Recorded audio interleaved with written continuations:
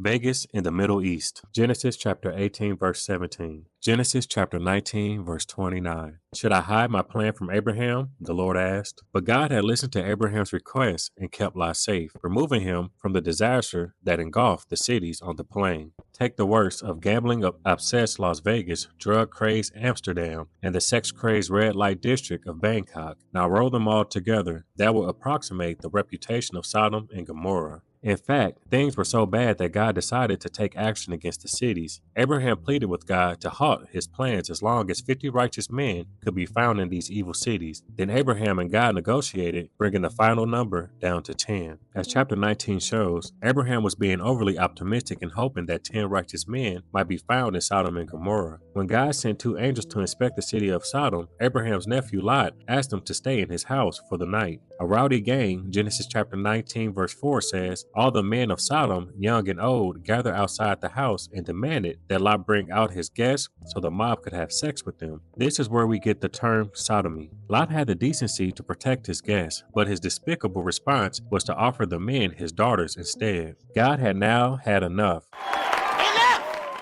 Silence! I can't take this no more.